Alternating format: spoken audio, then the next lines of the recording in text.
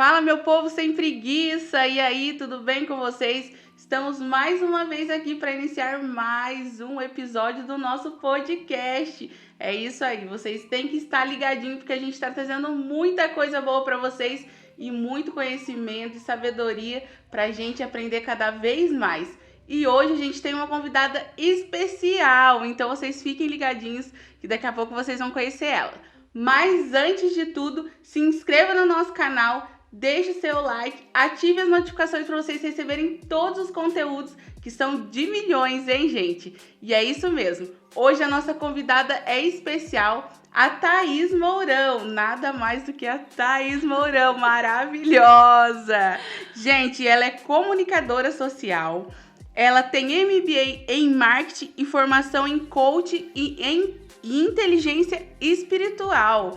Gente, e a ênfase é nesse último aí, hein? Então fiquem atentos que vocês vão conhecer mais ela. Seja bem-vinda, Thaís. Eu tô muito feliz de você aceitar o nosso convite de estar aqui com a gente. Se apresente pra galera te conhecer. Eu que agradeço.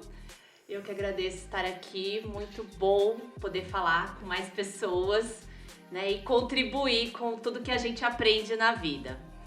Então, eu sou Thaís Mourão, como a Maeli falou. E eu tive uma história, né, que se mudou, transformou a minha vida e a partir daí eu também tô entregando para o mundo de uma forma diferente. Tudo que eu aprendi, tudo que eu vivi, que a gente vai conversar aqui hoje, né? Com certeza, a gente tem muita coisa para aprender, né? Muita coisa. Mas quem é a Thaís Mourão? Thaís Mourão é uma paulistana, paulistana. Nascida, criada em São Paulo, no meio do vucu-vucu. E nasci, cresci lá, casei, tive 2 filhos. E recentemente, há 4 anos, me mudei para o interior, que foi uma grande mudança de vida para muito melhor. Com certeza. Para muito melhor. E até então eu trabalhei bastante como designer gráfico, fui 20 anos designer gráfico, trabalhei em pequenas, médias e grandes empresas, trabalhei na área pública, trabalhei no varejo, trabalhei em todo tipo de empresa que você possa imaginar nessa área de design gráfico, publicidade, marketing, até que isso começou a não fazer mais tanto sentido para mim. Eu estava trabalhando, já tinha uma boa experiência nisso acumulada, mas não fazia mais tanto sentido. Eu falei, puxa vida, eu não sei mais o que eu quero fazer, mas eu sei que aí não tá mais rolando. Eu não sinto aquela realização, eu não sinto que eu tô dando o meu melhor. É sempre melhor, né? A gente saber que tá contribuindo na vida das pessoas. Isso. E às vezes a gente se acha inútil ou insuficiente, né? Eu acho que a gente tem essa necessidade de se sentir desafiada. Então, quando a área, por exemplo, eu já tava 20 anos nessa área, eu acho que eu não me sentia mais desafiada, né? Então, a gente tem essa necessidade de buscar novos ares, novos olhares, talvez novos caminhos para se desafiar, para melhorar, para crescer cada vez mais. A gente tem sempre que estar crescendo, né? Indo além, superando. E então tava nesse sentimento. E me experimentei em algumas áreas diferentes, pensei em festa, mercado de festas, cheguei a trabalhar aí uns 3 anos com isso, mas mais na parte de organização, depois indo para a área de cursos. Também, né, dentro do mercado de festas, mas na área de cursos, organizando cursos, eventos. Mil e uma utilidades aí. Mil e uma utilidades. Eu sempre brinco que eu falo assim, se for difícil, eu faço. Se for impossível, você me dá mais 5 minutinhos. Maravilhosa. Então, até no meu trabalho como... lá no mercado de festas, como organizadora de curso e tal, eu tinha um título, né? A gente criou um título que era de resolvedora. Porque ela falava assim que eu resolvia tudo. Eu falava, tem que fazer tal coisa, vamos lá, resolvo. Vamos lá, eu resolvo também. Então a gente vai buscando as soluções, encontrando. Isso é trabalhar a criatividade, né? Criatividade é você encontrar soluções para o que quer que seja. Eu sempre fui uma pessoa criativa, apesar de no início não acreditar nisso. E E a vida é espetacular, a vida é mágica e a gente vai descobrindo isso no caminho. Eu fiz faculdade de comunicação social, publicidade e propaganda. E no final da faculdade, quando a gente vai escolher a área que vai trabalhar, eu falo, olha, eu não sei que área que eu vou atuar, eu só sei que não é em criação, porque eu não sou uma pessoa criativa. E aí o que acontece? A vida faz cair no meio da nossa testa, né? Faz você mudar de opinião rapidinho. Nossa, mas não tive nem tempo de perceber. Quando eu dei por mim, eu falei, gente, eu tô trabalhando na área da criação. E é legal também, né, que parece que a gente não percebe. A gente tem essa dificuldade de percepção quando é algo bom pra gente mesmo. E às vezes as pessoas em torno conseguem perceber mais rápido que a gente. Exatamente. Principalmente quando nós somos mais novas, né? Eu acho que esse autoconhecimento ainda é muito raso quando a gente tem pouca idade. Sim. Então eu não tinha realmente essa noção do que eu era capaz, de quais eram as minhas qualidades, né? E aí eu fui instintivamente trabalhando na área de criação, né? Que foi quando eu entrei lá no design gráfico. Na época eu ainda estava fazendo um desafio na faculdade. Ia ter o censo do IBGE. O censo 2000. Ah, pronto, revelei a idade. O censo 2000. Ó, a galera já tá fazendo conta lá. Pronto, já vai, não faz conta não, gente. Aí, tava tendo uma premiação para os estudantes, para as pessoas do Brasil todo enviarem sugestões de logotipo para o censo do IBGE. Né? Então, era um concurso. Isso você estava em Campinas? Eu estava em Campinas. Não, eu estava em Campinas, exatamente. Foi, acho que no segundo ano da universidade. Eu comecei na PUC lá, né? Na PUCamp. E aí eu participei desse concurso, mas assim, né? Dentro da minha total falta de autoconfiança. Imagina, isso não vai dar em nada. Eu vou fazer porque... Sei lá, porque eu vou fazer, porque era até uma atividade da universidade. O professor falou, vamos participar de ganhar aquele trabalho. Pontinho ali pra ajudar na... você faz como trabalho e envia, né? E aí o Brasil todo enviou, foram milhares de pessoas concorrendo e eu fiquei em 13º lugar. Super bem. Nossa, eu fiquei bem surpresa. Falei, caramba, eu tava ainda no segundo ano da faculdade, eu me achava não criativa. E aí você descobriu ali aquele start. start. Então eu não sou tão assim quanto eu pensava. Né? Então assim, foi bem bacana, foi um caminhar muito intuitivo. E aí eu fui mostrando pra mim mesma, né? O universo foi me mostrando que eu sim era criativa. E isso ficou muito comprovado depois com o passar dos anos, nessa vida de resolvedora, né? Resolvendo tudo que aparece. Não só na área profissional, na vida pessoal, com os desafios que a gente vive, a gente aprender a lidar com o que tem, né? De uma forma criativa, ou seja, você pode fazer diferente do que se espera. Né? A gente sempre tem uns comportamentinhos padrão, assim. Então, eu tava até contando, né, de um caso do acidente que aconteceu com a minha tia e tal, da perda dela. E na época, eu acho que eu exercitei muito essa criatividade no trato do luto. Porque era uma dor, mas ao mesmo tempo tinha as 3 crianças pequenas, eu me senti Você precisava ser o amparo ali daquelas crianças. Eu senti uma necessidade de aliviar de alguma maneira aquele sofrimento. Então, no meio da dor, eu tentava ser alegre, né? E arrumar brincadeira e trazer o lúdico. Sabe, então acho que isso é trabalhar a criatividade, isso é exercer o nosso lado criativo. Com certeza. E as crianças precisam disso também, né? Porque até elas ter a dimensão, entender a dor do luto para elas é mais tarde. É difícil compreender, né? Porque você não tem a compreensão, então você fica muito na fantasia, na imaginação. Então saber lidar com algo tão difícil, mas numa linguagem que a criança possa entender e sofrer o mínimo possível, eu acho que é um grande desafio, um olhar de muito amor, né? Com certeza. E ó, a gente já teve o histórico aqui muito bom, né? Porque o designer foi pra criatividade e a gente tá só evoluindo. E aí veio então quando você veio pra Pinda. Isso aí. A diferença da cidade grande. Foi, eu vim morar em Pinda por conta do trabalho do meu marido. Na época eu já trabalhava online, Isso foi antes da pandemia, né? Olha, mas já eu tava trabalhava online. evoluída. Já sou de vanguarda. Então eu já trabalhava online como resolvedora, né? E aí eu vim pra Pinda, continuei trabalhando e o meu marido veio trabalhar aqui presencial. E foi um choque muito grande, porque como quem nasceu e foi criada em São Paulo, que a gente tava brincando aqui nos bastidores, a gente já nasce assim, com a bolsa debaixo do braço, desconfiando da própria sombra. Você não dá bobeira, você anda rápido, você desconfia de todo mundo.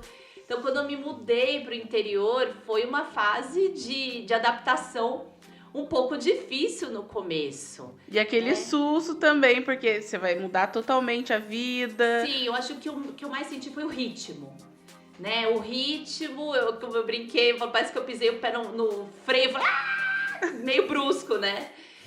Mas depois eu fui vendo que foi uma mudança tão boa, eu ganhei tanta qualidade, porque eu tava acostumada ao que é ruim, né? E a gente se acostuma com tudo. A vida corrida, ao tempo... Ao medo, né? A correria, você querer fazer 15 mil coisas ao mesmo tempo. Eu tava acostumada, aquilo era a realidade pra mim, né? Então, quando eu fui viver numa outra realidade por mais tempo, eu senti o impacto. E no começo você tende a estranhar, né? Tudo que é novo e diferente do que você tá acostumado, no começo você acha que é ruim. Fala, peraí, não é o que eu conheço. Como que funciona isso aqui?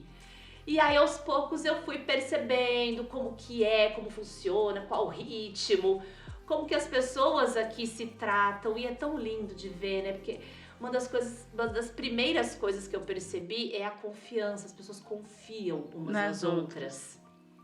Falei, gente, eu fiquei espantada com isso. Falei, olha só que legal, as pessoas confiam. Deixam, né? Os meus filhos faziam aniversário no começo do ano, então a gente tinha 2 meses que morava aqui. Já fizemos uma festinha pequena no condomínio que morávamos. E aí eu nem conhecia vizinho nenhum, né, direito, não tinha intimidade nenhuma. E eles deixavam a criança vir na minha casa, e isso me chamou a atenção. Falei, puxa vida, que legal, né, que bacana. Mas é o fator de sentir já a vibe da pessoa e já saber que já pode confiar. Porque aqui é muito assim mesmo, né? Cidade... Quando vai diminuindo mesmo o tamanho da cidade, você vai vendo que esse acolhimento é cada vez maior. Isso, acolhimento. Você falou a palavra mágica. Foi um acolhimento que eu senti em todos os momentos que eu precisei. Então, desde quando eu mudei pra cá, depois quando eu precisei desse acolhimento pela situação, no interior a coisa funciona diferente, sabe? É muito legal isso. E tem uma cultura, uma mentalidade diferente. Então, ir descobrindo isso foi me deixando muito fascinada. E fora que é tudo mais perto, né, gente? Quando você mora em São Paulo, qualquer coisa, você fala, vou na padaria. É 40 minutos pra chegar, o negócio é surreal. E aqui não, é tudo, né, mais perto, mais próximo. Fala, eu tô lá longe do centro. É 10 minutos você tá lá. Eu tô longe, é 10 minutos, gente. Eu falo que é uma cidade de 10 minutos, porque 10 minutos você tá em qualquer lugar. Tudo 10 minutos Inclusive, funciona. Em 10 minutos você muda de cidade. Então é muito bacana, sabe? Fui me adaptando, conhecendo. E hoje, quando eu vou pra São Paulo visitar, porque, né, minha família tá toda lá, amigos. Quando eu vou chegando ali perto do Rodoanel, perto da Marginal, já começa a ver um negócio assim. Falei, será que a gente precisa mesmo? Vamos voltar, a gente convida eles pra ir pra lá. Então, hoje eu já tô totalmente adaptada, apaixonada. Já é pindense, não tem jeito. Já sou pindense, meus filhos não querem sair daqui por nada neste mundo. Já fez amizades também, né? Já é um tempo de concretização. Minha filha aprendeu a andar de bicicleta sem rodinha 1 semana depois que eu mudei pra cá. Então, assim, sabe, lá pra andar de bicicleta, tinha que, assim, ser no domingo que fechava a rua, aí você tem que botar a bicicleta no carro, aí você vai, aí você não acha lugar pra parar o carro, aí você para quilômetros de distância, depois você vai andando com a bicicleta, e a criança anda 15 minutos, cansa, você volta carregando a bicicleta. Conclusão, você não ia quase, né? Porque era um trabalho gigante. E aqui não, você fala, vou andar de bicicleta, vai, abre a porta e vai. Então... E é essa qualidade de vida, né? Porque você vai vendo tanto nesses pequenos gestos, né? Que começa a mudar na vida da gente, mas no entorno mesmo, total. Quando a gente pra pensar como que a qualidade de vida faz a diferença. Total. Você falou 1 semana, pensa. 1 semana ela aprendeu a andar. Nisso eu fui tendo uns choques, né? Falei, olha, tem coisa aí, vai ser legal. Vai ser ótimo. Mas tem muita coisa pra acontecer. E como você falou, a gente vai adaptando, é de dentro pra fora. Então, você vai percebendo as pessoas, o jeito, a mentalidade, a confiança, o ritmo. E aí, o que causou o choque? Porque o meu ritmo interno ainda era paulistano. Então, eu tava super acelerada e as pessoas em volta andando na paz e tal. Então, assim, não tava... Era até lento, né? frequência Oi, era diferente. Thaís! É, exatamente, as pessoas falam de um jeito diferente. E tem um dialeto tão gostoso aqui, eu não sei se vocês conhecem. Gente, vale a pena, vem pra cá. Tem umas palavras que eu acho sensacional, tipo chique. Adoro. Você fala, meio da pessoa falar assim, então tá bom. Não, chique. Eu dou muita risada com isso até Quando hoje. eu não coloco o chique 10 ali. Chique 10. Sabe? Então tem umas coisas assim que eu me divirto muito. E eu acho sensacional quando o pessoal olha pra mim e fala assim, você é de São Paulo, né? Eu falo, como você sabe? O seu sotaque. Eu não tenho sotaque. Tenho sotaque? Você tem sotaque. Fala apartamento. Apartamento. Aí. Olha lá. Agora você entregou. Tá vendo? A gente não reconhece quando é nosso. É porque se eu for falar, apartamento. Olha lá, já pegou apartamento. Pindei fala pinda. Não é pinda. Né? É pinda. Então, tem uma ênfase ali. Tem todo uma chiqueza ali, ué. Tem um borogodó. tem borogodó. É gostoso. Com certeza. Pinda é maravilhoso. Eu saí de Pinda, mas Pinda não saiu de mim. Quando tava pra voltar, eu falei, não, Pinda é o lugar, não tem jeito.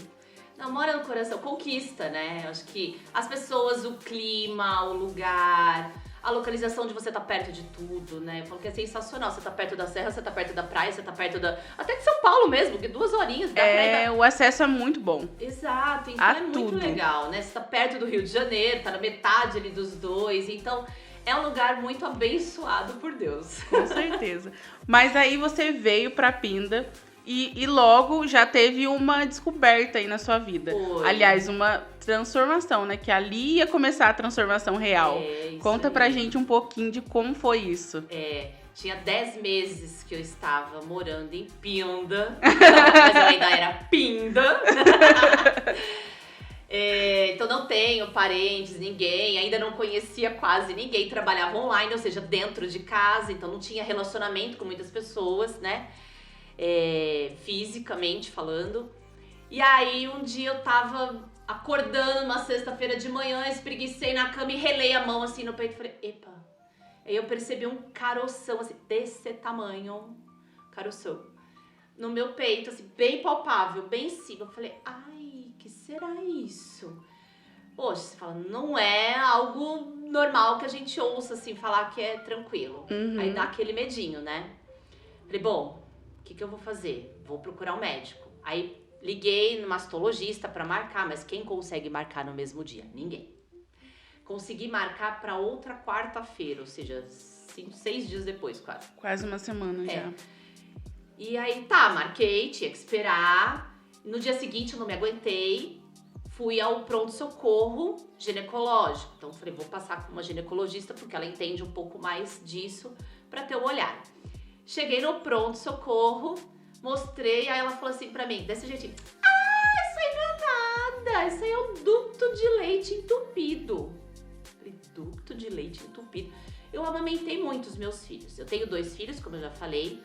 A primeira, mais velha, eu amamentei 1 ano e 9 meses. E o mais novo, eu amamentei 1 ano e 6 meses. E além de amamentá-los, eu ainda doava leite. Então sim, amamentei a beça, né? E aí eu falei, bom, vamos lá. Falei, é um ducto de leite entupido. Eu falei, mas doutor, eu já parei de amamentar, já tem mais de 3 anos. Como que ia entupir agora? Depois de muito tempo, né?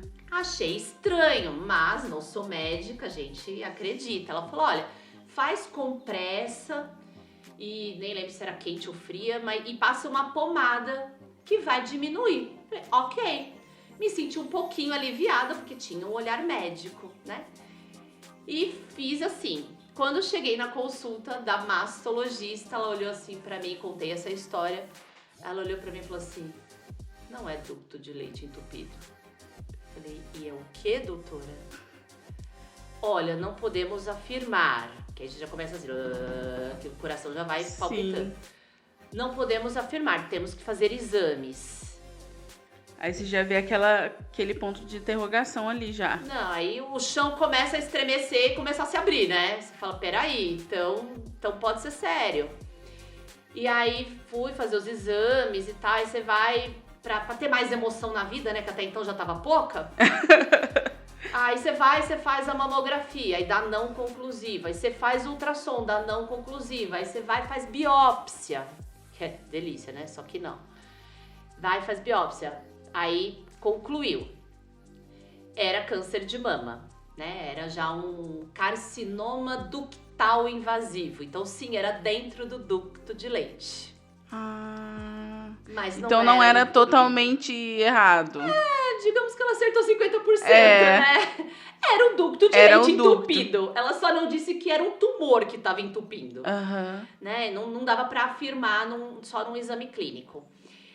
E aí sim, aí o chão se abriu de vez, né? Imagino. Falei, puxa vida, peguei essa notícia aí na semana em que eu completei 40 anos de idade, então eu tava cheia de expectativas, porque 40 é 40, né, gente? Eu, no meu caso, eu não fiz 40, fiz 30 e 10, tá? Tá. 30 e 10, 31, porque depois idade de 9 maravilhosa. 10, né? Então 39, 30 e 10, 30 e 11 e assim seguimos. Isso. E continuo ainda nos 30.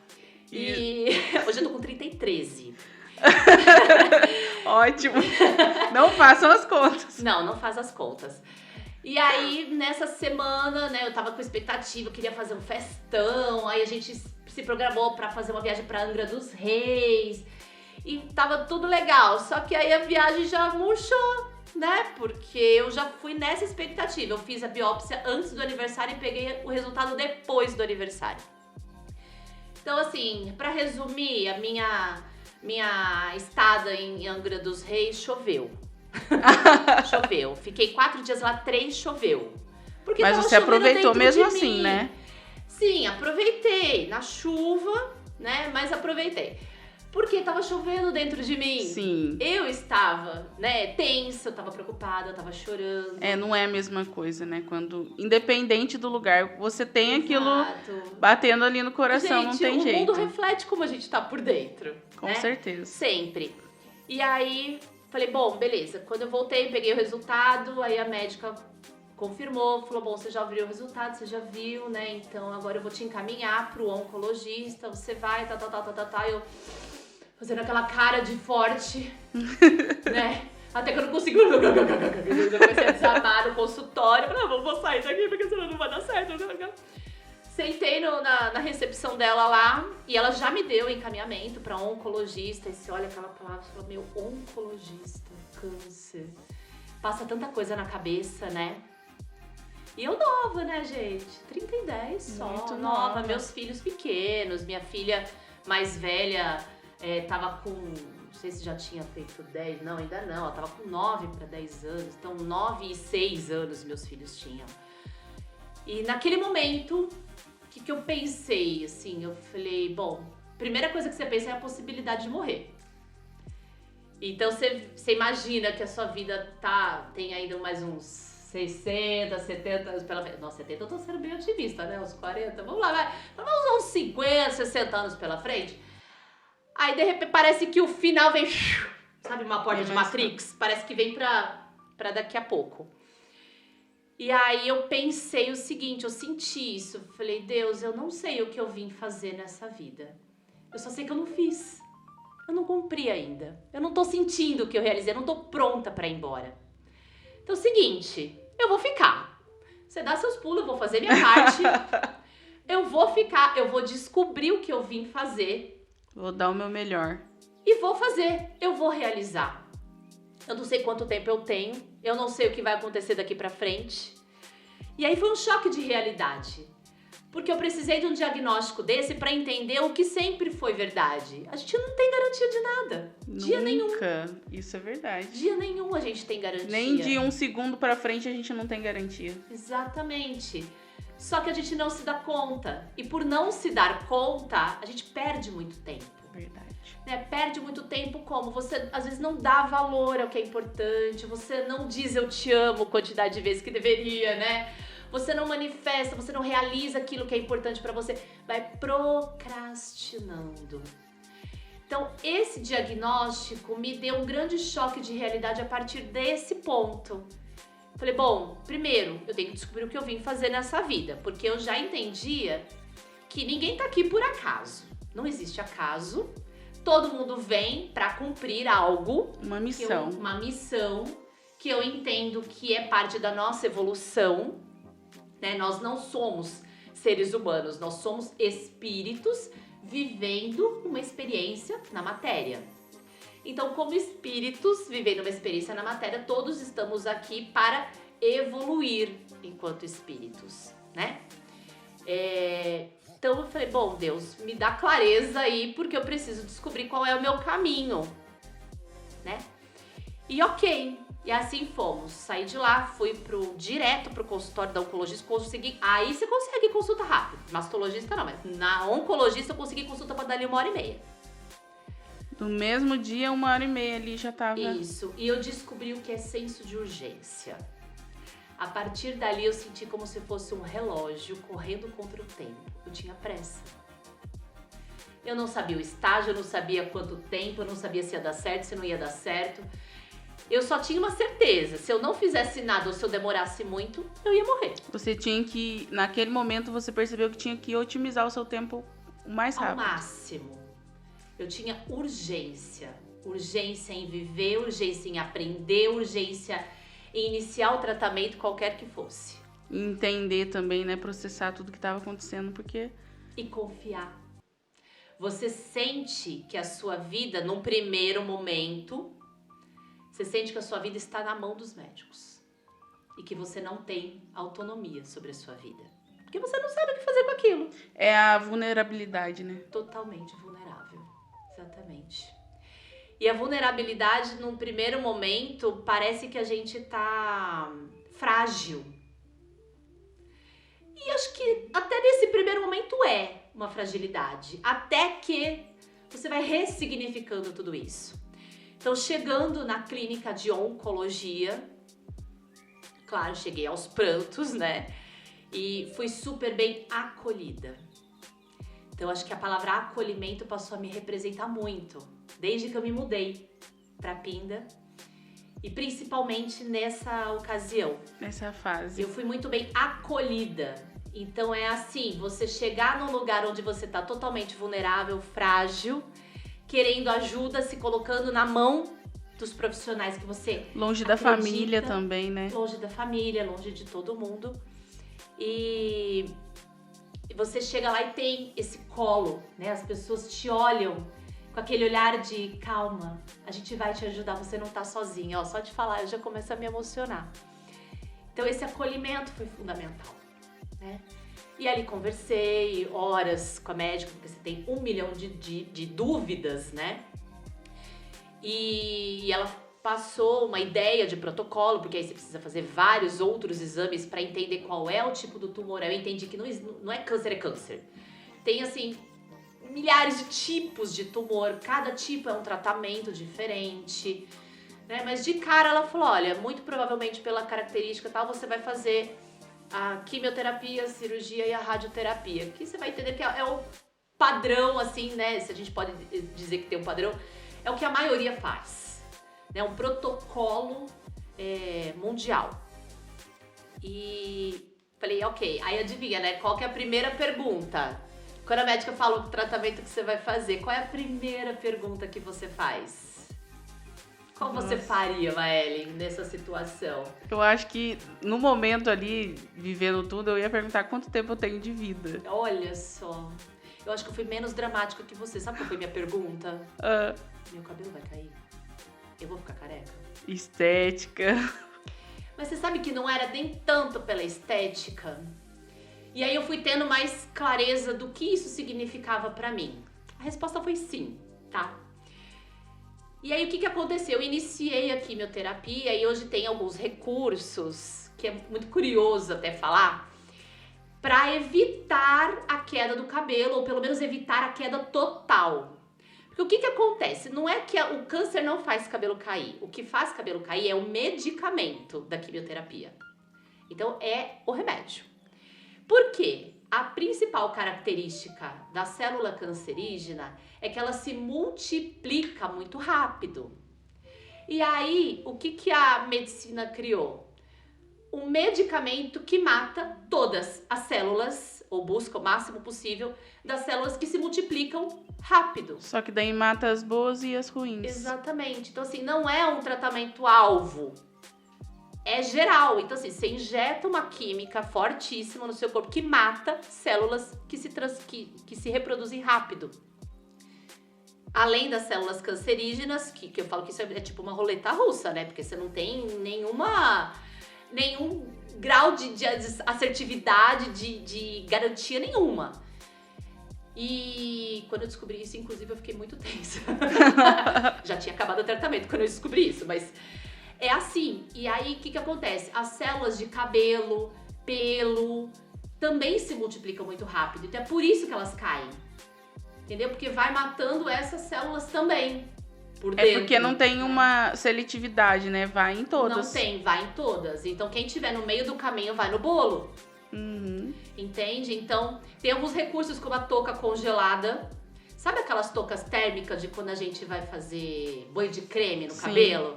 Parece um capacetão assim. Uhum. É igualzinha. Ela é térmica também. Só que ela vem a menos 35 graus.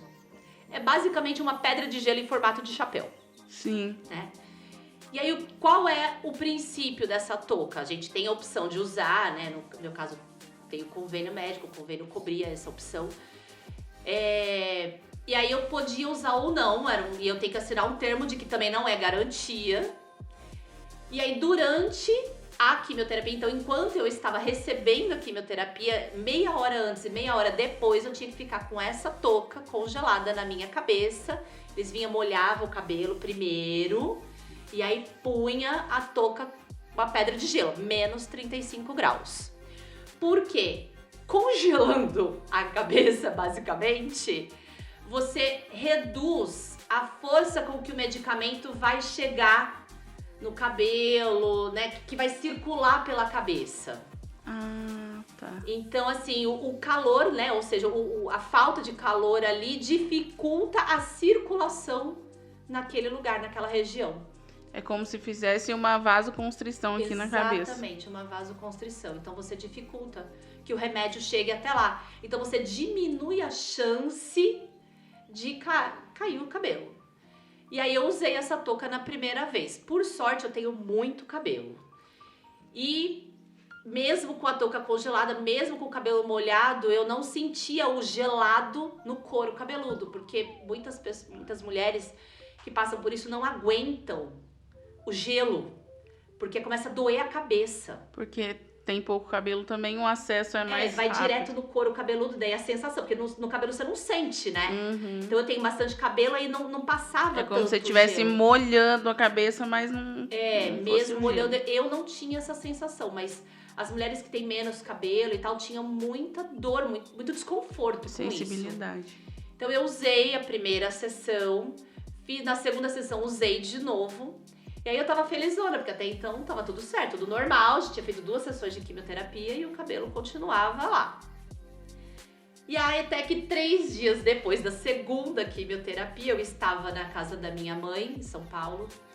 E aí, uma curiosidade, como eu usava essa touca gelada, não podia lavar a cabeça com água quente. Enquanto estivesse usando essa touca nos intervalos, em qualquer dia durante o tratamento, não podia lavar a cabeça com água nem morna. Tinha que ser fria. Por causa do choque térmico. Exato. Então, assim, a touca evitava e você tinha que manter isso lavando a cabeça só com água fria. Por sorte, era verão.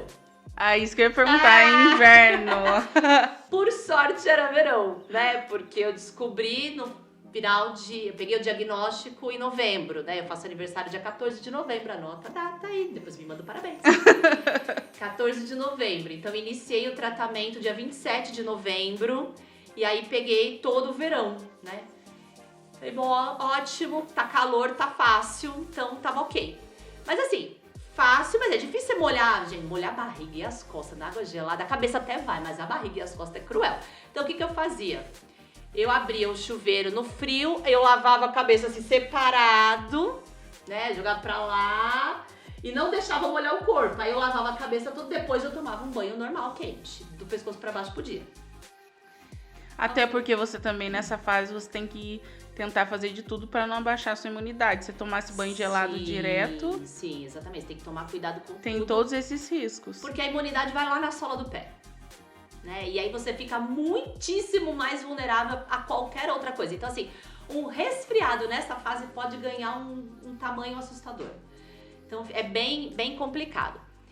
E aí eu fui lavar o cabelo na casa da minha mãe 3 dias depois da segunda quimioterapia. E aí o que eu fiz? Tava segurando o chuveirinho gelado, aí eu segurando com essa mão, coloquei o shampoo aqui e fui massageando assim, né? Segurando a água e massageando. Quando eu fiz assim, eu senti que começou a dar um nó. Falei, nossa, tá embolando muito. Aí percebi, depois de muito fazer assim, que só piorava, né? Falei, gente, isso aqui não tá saindo. Aí eu fui puxar assim, aí começou a sair tufo de cabelo na minha mão. Falei, agora, né? Começou a cair. Aí respirei. Terminei o banho. É o choque de realidade. Eu falei, bom, então a touca não tava sendo 100% e ok, ninguém deu garantia, era um recurso você opcional. Tinha assinado já até. Mas assim, você tinha expectativa, né? E aí eu falei, ok, saí, me olhei no espelho e aí eu tava parecendo a Malévola. Porque do tanto que eu enrolei, ficou parecendo 2 chifres, assim. Aí eu respirei, entendi o que estava acontecendo, abri a porta, minha filha estava deitada assim numa direção que ela me via, eu falei, filha, tô parecendo a Malévola? Aí ela olhou assim e falou, tá. Ela falou, começou a cair? Falei, começou. Mas eu esqueci de contar um detalhe antes, né, sobre isso. Quando eu soube, eu tinha que dar a notícia. Pra família. Né, pra família. Meu marido foi comigo ler o diagnóstico, ele estava bem resistente, ele estava na negação no início, ele não queria aceitar. Cada vez que eu falava, ai, e se for mesmo? Ele, para de falar isso, não é, não sei o quê. Né, eu percebi que ele estava na negação porque ele não conseguia lidar com essa possibilidade, essa dor. E aí quando foi confirmado, eu falei, puxa vida, vamos dar a notícia pros nossos filhos. Né, pros adultos é ok. Mandei no grupo da família, né, minha mãe, pai, irmã, tal, só afirmei, falei, olha, já sabia que eu tava esperando o resultado, falei, olha, é câncer mesmo e tá tudo bem. Agora, pras crianças, meus filhos, né, com 9 e 6 anos. E aí eu falei assim pra eles, olha, eles já estavam percebendo a movimentação, porque falaram, mãe, por que toda hora você tá no médico? E toda hora eu ia fazer um exame, uma consulta e tal. Eles falaram, mãe, por que toda hora você tá no médico, tá fazendo exame? E era palpável, né, o caroço. Então eu falei, olha, tá vendo esse carocinho aqui? Então a mamãe tá cuidando dele e tal, eu vou precisar tomar uns remédios pra fazer esse carocinho sair. E pra ficar tudo mais divertido, esse remédio vai fazer o cabelo da mamãe cair. Você já imaginou a mamãe careca? O que vocês vão fazer? Vocês vão brincar? Vocês vão fazer peruca de papel crepom? Vocês vão pintar minha careca com tinta? Vai pensando aí o que vocês vão fazer, hein? Você transformou a notícia em algo lúdico, né? Lúdico, dentro de uma linguagem que eles pudessem compreender. Talvez não compreender o que era, mas que eles soubessem lidar e com o que amenizar tinha. Também, né? Exatamente. Porque eles não sabiam o que era câncer. Eles não tinham essa referência, essa memória criada. Então quem estava criando a memória era eu. Então eu podia dar o significado que eu quisesse. Né? E aí foi aí que você pensou, eu vou fazer da melhor forma para eles não sentirem a dor que eu tô sentindo. Eu vou pegar essa dor para mim, mas eu vou amenizar para eles. Exatamente, porque eu queria que eles não se assustassem, né? Porque já era um fardo grande, já é um medo muito grande. Apesar da fé, apesar das esperanças todas, né? Ninguém fala em cura. E isso assusta bastante. Mas eu podia tornar isso mais leve pra eles. Até porque se eles ficassem chorando e sofrendo, aí eu não ia ter suporte pra dar pra eles, entendeu? Então assim, eu precisava que pra eles fosse leve. E porque pra eu dava eles... conta só de mim. E pra, nesse momento também, você transformar eles no seu apoio. Exatamente. Na sua força ali que você ia precisar. E eu via neles uma das grandes motivações, né? Pra eu seguir com tudo que tinha pela frente. Isso acho que foi muito legal. Isso foi usar a criatividade. Né? Por que precisa ser complicado? Não precisa. Pode ser leve. Porque a notícia, o diagnóstico, todo o cenário já é muito pesado. Já vem carregado de muita memória. Porque a grande maioria de nós tem uma memória ruim relacionada ao câncer. Conhece pessoas. No meu caso, eu sou a 4ª da minha família paterna. Então, no caso, já vinha na genética. Esse foi Você outro tinha ponto essa legal. ciência de que... Então, tinha assim, a minha avó paterna, né? Ela faleceu por conta do câncer de mama. Eu tinha 8 anos de idade. E depois, mais recentemente, acho que 6 anos atrás, 2 irmãs do meu pai tiveram também. Graças a Deus se curaram, estão bem. Então assim, eu fui a 4ª da minha família. Só que a mais nova. Né? A minha avó foi diagnosticada com 58 anos. As minhas tias já perto dos 60, quase 70. E eu aos 40. E eu falei, Foi só diminuindo, né? Exato. E aí você vai... Eu falei, eu quero entender por quê. Né? O que eu fiz? Porque é genético. E aí quando eu falei que eu era a 4ª da minha família, o médico pediu o exame genético. Sim. E aí eu fiz o exame, que é o tal famoso exame que a Angelina Jolie fez, do BRCA1 e 2. Fiz esse exame para saber se eu tinha os genes modificados que favoreciam. Né? Porque mesmo quando você tem modificação genética, né? ou seja, uma tendência genética, ainda assim é só uma tendência, não é certeza que você vai desenvolver ou não. É só uma probabilidade maior. Mas o meu exame deu negativo. Nossa. Não era genético. E isso foi aumentando a minha busca para compreender o que estava acontecendo. Então, peraí. Olha só que interessante. Você tentou procurar de todas as formas a resposta das perguntas que você estava tendo. Se pudesse ser genética, você ia falar assim, então, já vinha isso acontecendo sem eu saber, estava só silencioso. Sim. Mas aí, por um momento, você foi e teve a resposta que não era. E aí vem aquele start. Não, tem algo a mais aí na minha vida que eu preciso entender. Porque você fala, se não é genético, é o que então? Por que isso apareceu? E teve algum momento que você falou assim, por que eu? Por que isso tá acontecendo Sim, comigo? claro, acho que é inevitável, né? A gente fala, por que eu? O que eu fiz? E aí foi muito curioso, porque na época que eu tava aguardando o resultado da biópsia, a minha mãe tava comigo uns dias e falou assim, não é câncer, não vai ser câncer, Thaís, porque quem tem câncer é triste. Quem tem câncer é gente magoada, você é alegre, você é divertida, você, sabe? Então ela falou, não combina, não pode ser, vai dar negativo. Eu falei, mãe, tomara Deus que dê mesmo, né? Mas vamos aguardar. E aí quando deu positivo, nossa, essa mensagem dela ficou muito gravada em mim. Porque, sim, todas as doenças têm uma causa emocional. E sim, o câncer está muito associado a mágoas e ressentimentos profundos.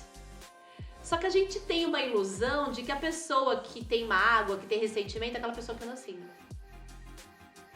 Ó vida, ó céus, ó azar, ó tudo acontece comigo. Ó... Eu sou o problema, por que eu vivo? Vitimista e tal. E eu não transparecia ser uma pessoa assim. Sempre alegre. Porque isso é meu. Eu sempre fui eu falo que era a boba alegre da família, porque na família da minha mãe, na família do meu pai são mais festeiros e tal. Mas na família da minha mãe eu sou a única diferente. Eu não sou a ovelha negra, eu sou a ovelha colorida. Porque eu já chego causando, entendeu? Eu tô sempre colorida. Se não for pra sair de casa e causar, você nem sai. Não, fala que a gente não nasce, a gente estreia, né? Não chega, eu estreio. Então, Na hora de nascer, em vez de nascer, você chorar, você riu. eu cheguei rindo, gente, eu já sou assim. E como eu era diferente na família, eu achava que eu era boba. Eu falei, eu sou a boba, porque eu chego, quero fazer piada, eu quero dar risada, eu quero puxar o lado leve das coisas. Sim. Eu sempre tive dificuldade com coisas muito Pesadas. né? Então era talvez até fosse uma fuga, mas depois eu fui vendo que não. E aí eu falei, poxa, essa alegria minha deve ter algum porquê. E eu comecei a entender que Papai do Céu foi tão bacana comigo. Beijo, viu? Muito obrigada. Porque essa alegria e essa minha necessidade de encontrar leveza nas coisas foi o que me transformou primeiro, que eu acho que me deu esse olhar de que, ok, Thaís, você vai passar por isso, mas não precisa ser pesado. Eu escolho que vai ser leve, porque eu não quero que seja pesado, eu não vou dar conta se ficar pesado. Mas se ficar leve, eu vou dar conta. Então eu busquei o máximo que eu pude, essa leveza em tudo que eu fazia. Então na forma de contar para os meus filhos, eu busquei essa ludicidade. Dos detalhes você foi deixando mais leve. Então assim, quando falou que o cabelo ia cair, eu já comecei a procurar os lenços que eu tinha. Eu sempre tive muitos lenços, porque adoro, acho chique lenços e tal, mas eu usava no pescoço, né? Aí subiu pra cabeça. Comecei a testar os penteados, estudar os tutoriais no YouTube de como amarrar os lenços na cabeça e tal. E aí eu falei, ok, vamos lidar com o que tem. Aí eu falei, eu quero aprender a fazer maquiagem. Porque se eu não vou ter o cabelo pra disfarçar, vai ser só o rosto vai ganhar mais, né, visão. Eu quero aprender a me maquiar. E aí eu fui fazer um curso de automaquiagem, sabe? Então, eu fui buscando, assim, é o que tem pra hoje? É o que tem pra hoje, então vamos lidar, né? Mas sem aquela coisa, sem arrastar corrente. E tá tudo bem se você tá ouvindo arrasta corrente. É uma opção. O que eu aprendi é que a gente tem escolhas. Só que a gente não se dá conta disso na maior parte do tempo. Nós escolhemos tudo o tempo inteiro, só que a gente não percebe.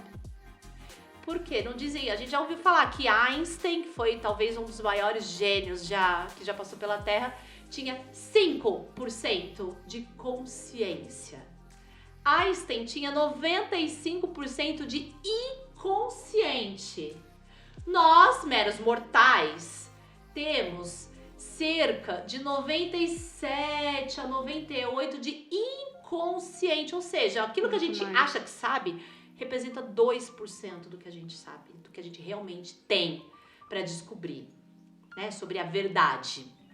Ou seja, a maioria do tempo a gente não sabe realmente. Não sabe. E quando a gente procura isso, nesses últimos anos a gente tem ouvido muito falar em propósito, né? Propósito. Propósito tem batido forte aí, tanto nas mídias, em todos os lugares a gente vê que isso se tornou uma palavra muito forte. Propósito e missão de vida, né? Isso. Porque e pra você foi bem assim. Foi exatamente naquele momento do diagnóstico que eu falei, eu não sei o que eu vim fazer. Eu só sei que eu preciso ficar e descobrir o que é. Isso é encontrar o meu propósito. É saber qual é a minha missão de vida aqui. Porque quando foi engraçado, porque tudo meu é muito lúdico, né? Então eu imaginei a cena. Dizem que São Pedro é porteiro do céu, né? Eu me imaginei, assim... Chegando lá na porta do céu, São Pedro com uma prancheta, olhou assim, Thaís, você... não cumpriu sua missão. Dá um X, cartão vermelho, volta, né? E aí, só que volta não é volta na mesma vida, né? É volta numa próxima. Então aí eu falei, gente, se eu chegar lá, levar um canetão vermelho, eu sempre fui CDF na escola, eu sou daquelas que gostam de estrelinha dourada no caderno, gente. Então pensa. Daquela que o 9 o coração já chora. O meu como é que chama, gente? Boletim? Meu karma. O meu karma de vida é perfeccionismo. Então você imagina a pessoa que veio com esse karma de perfeccionismo. Eu quero tudo perfeito. Aí você chega lá, você viveu uma vida toda fazendo o que você acreditava que era melhor. Aí você chega lá, leva uma canetada vermelha de São Pedro e fala, você não passou na prova. Meu Deus. Gente, isso pra mim, olha, tava fora de cogitação. Falei, Deus, eu não sei, ó, eu só sei que eu vou ficar. Eu vou descobrir, eu vou ganhar essa estrelinha dourada. Eu vou ganhar. Né? Eu vou descobrir honrar o mérito. Vou honrar o mérito, gente, merece, né?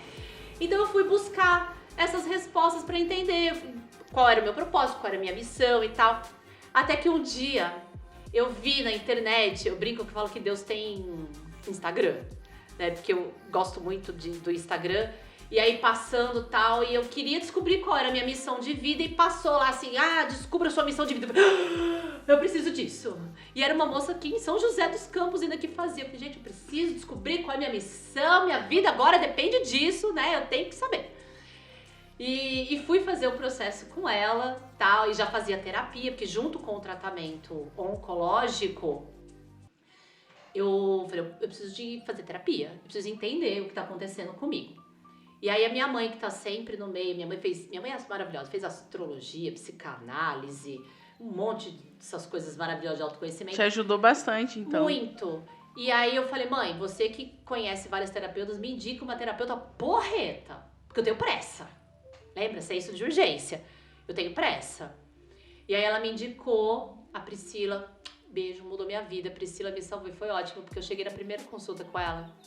Primeira sessão, e aí contei o caso e tal, e aí eu falei pra ela, então, dizem que tá associada a mágoa, ressentimento e tal, só que assim, eu não sei onde tá sua mágoa, então você dá seus pulos e acha. Aí ela olhou e falou, tá, é assim? A mágoa tá dentro de você, você quer que eu acho. Simples e direta. Você já viu que assim, a terapia rendeu, né? Aquilo foi bem legal. E eu sou escorpianas. Escorpião é um negócio que a gente não consegue ser raso. É profundo. Só que lembra, eu tinha dificuldade de lidar com o difícil, com o denso e tal. Então, eu fui descobrindo luz e sombra dentro de mim nessa caminhada de um jeito que eu nunca tinha visto. De um jeito que eu nunca tinha percebido. E aí eu tirei uma carta lá, muito legal. Só um pouquinho antes, a minha mãe sempre teve um livro lá desde de sei lá quando, na casa dela, da Louise Hay, que se chama Você Pode Curar Sua Vida. Você já conhece esse livro? Não. É um livro fantástico. A Louise Hay, ela foi uma norte-americana que ela teve câncer na vagina. E na época ela teve uma infância muito difícil, de muito abuso e tal. E depois ela conta a história dela lá no livro, mas pra ser bem sucinta aqui, ela desenvolveu câncer na vagina já na idade adulta e ela estava começando a fazer um trabalho de autocura, de conscientização e tal, e ela falou, bom, então eu vou ter que comprovar a minha teoria, tudo que eu ensino eu vou ter que aplicar em mim. E aí ela foi no médico, falou pro médico, quanto tempo você me dá para eu iniciar o tratamento?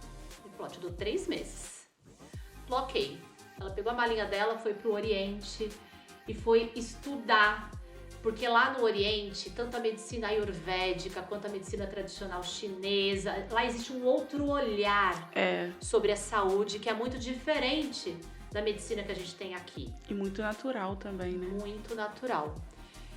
E ela foi estudar, aprender tudo isso e retornou 6 meses depois no consultório do médico e ela não tinha mais nada. Ela não fez quimioterapia, nem cirurgia, nem radioterapia, que é o protocolo padrão do Ocidente, né? Vamos colocar assim. E aí minha mãe tinha esse livro. No final desse livro, ela tem um pequeno glossário com assim, as doenças, o nome da doença, o padrão de pensamento que causou essa doença, o novo padrão de pensamento que você pode ter para sair dessa doença. Então, desde a adolescência eu tinha o hábito assim, eu tô com unha encravada. Aí eu pegava o livro lá e ia lá, unha encravada. Significa que eu estou com medo do futuro, porque é o pé que te leva pra frente, né? Então, sim, problema nos pés e pernas, você tá com medo de algo que vem pela frente, né? Do seu futuro, algo que vai acontecer, você trava aqui.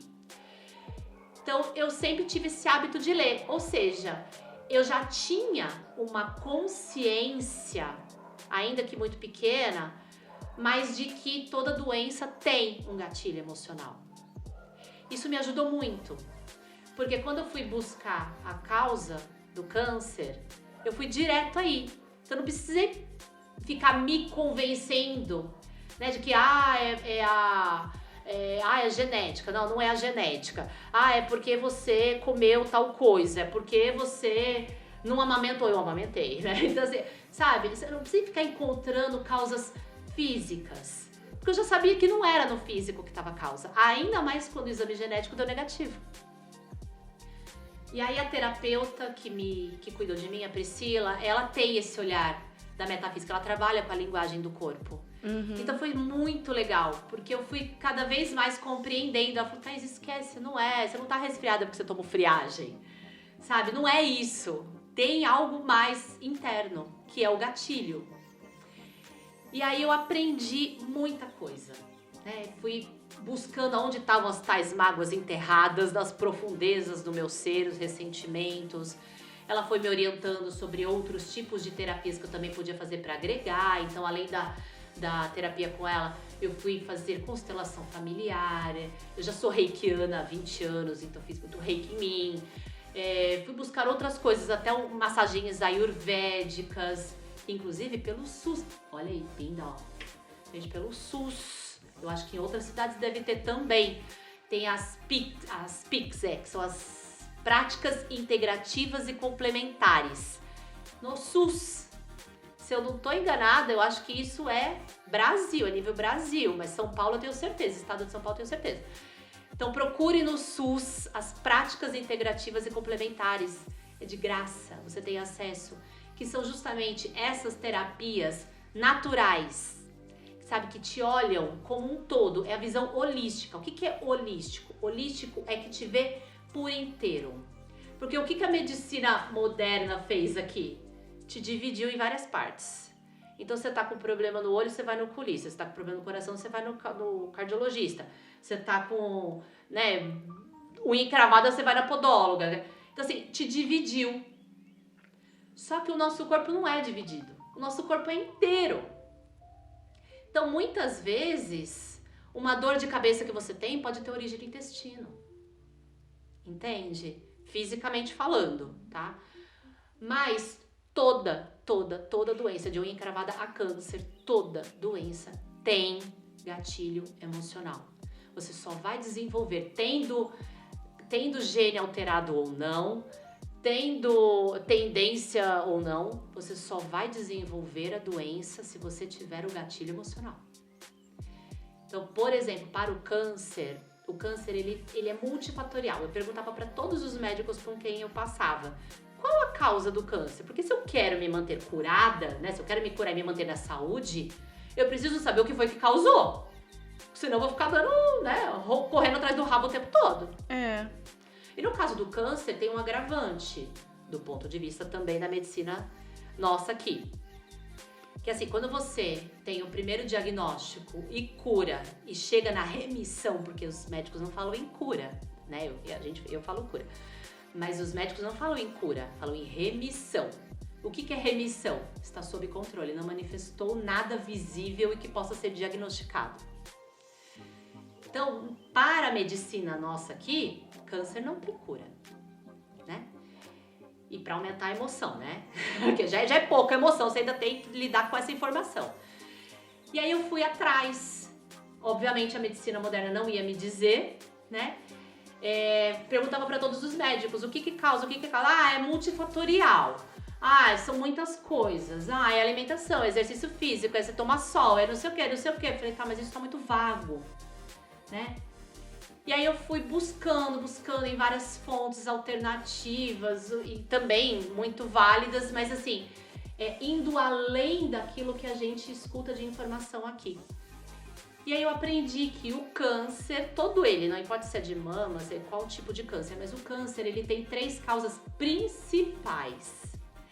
A primeira é a desnutrição.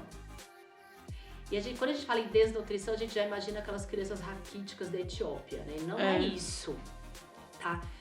Desnutrição, a gente pode estar acima do peso e ser desnutrido. Porque a desnutrição é você não ter os nutrientes que o seu corpo precisa. Necessário, né? O nosso corpo é uma máquina perfeita e fantástica, de uma inteligência absurda. O nosso corpo sabe se curar.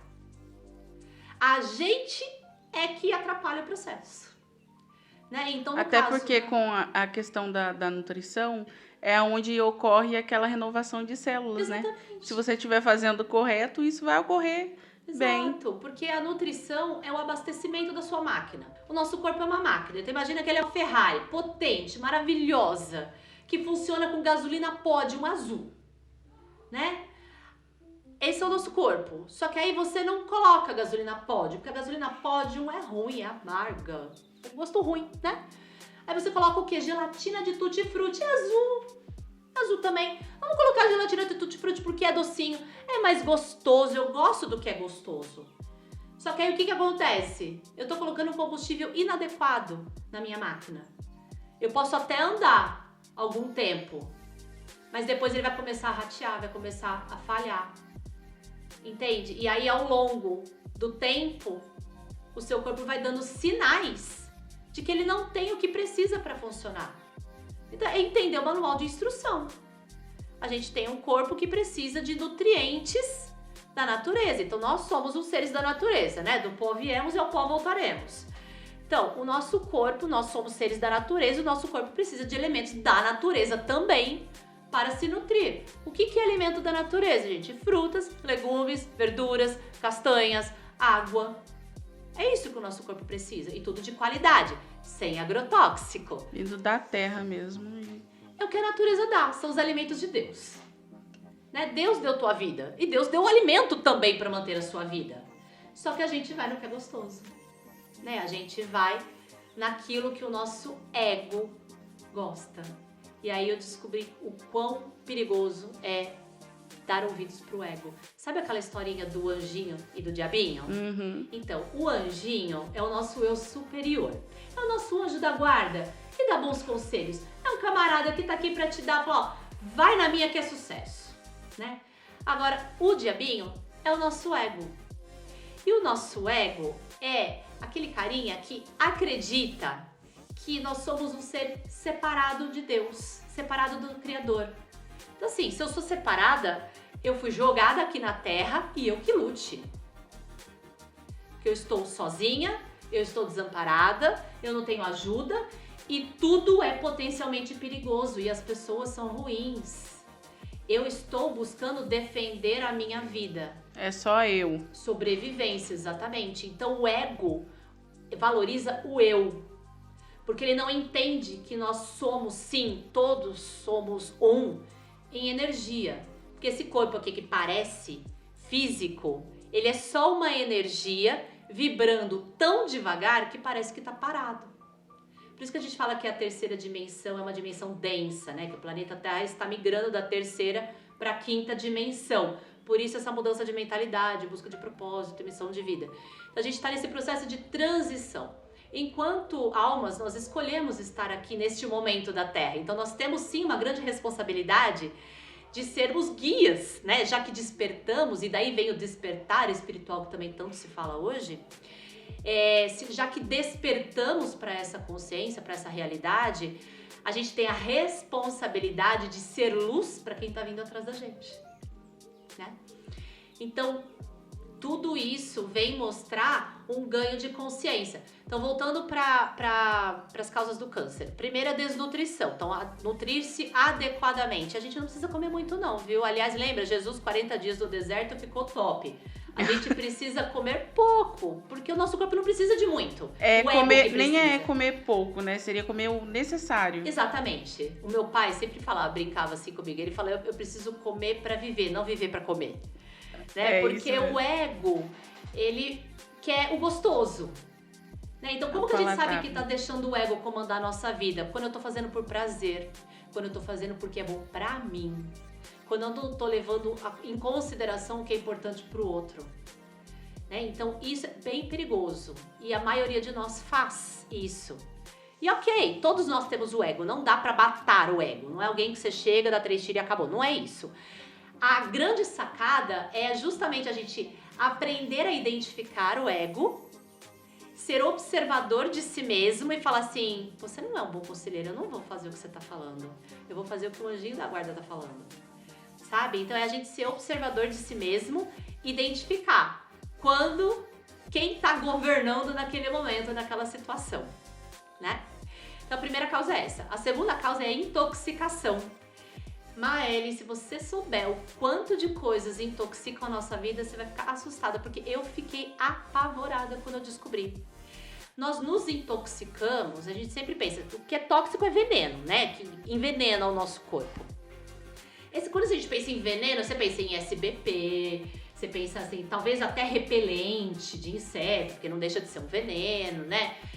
Os agrotóxicos, né, que vem no alimento, daí a importância da alimentação ser orgânica, e isso é maravilhoso no interior. Mude pra Pindamonhangaba você também, vem falar. Faz uma hortinha em casa. Faz uma horta em casa, planta o que você puder. E aqui no interior a gente... Ó, gente, eu nem sabia cuidar de plantas, minhas plantas em casa eram tudo artificial, porque eu acho linda, mas eu não sabia cuidar, matava tudo, ou afogada ou seca. Mas vindo pra cá eu fui aprendendo a lidar. Por quê? Eu entendo, tudo que tá fora tá dentro, né? Então eu não sabia lidar, porque eu não sabia lidar com o que eu tinha dentro. A partir do momento que eu comecei a olhar pra dentro de mim, eu fui aprendendo também a cuidar mais do que está fora de mim. E aí eu fui aprendendo a cuidar das plantas, até fiz uma hortinha em casa, de coisa mais fofa, ficou bonitinho. Dá trabalho, mas é fofinho. E a gente também tem a facilidade no interior de pessoas que plantam e entregam na nossa casa. Né? Eu tenho uma pessoa que toda sexta-feira à noite leva uma sacola de produto que ele acabou de colher, o negócio vem com a raiz, fresquinha.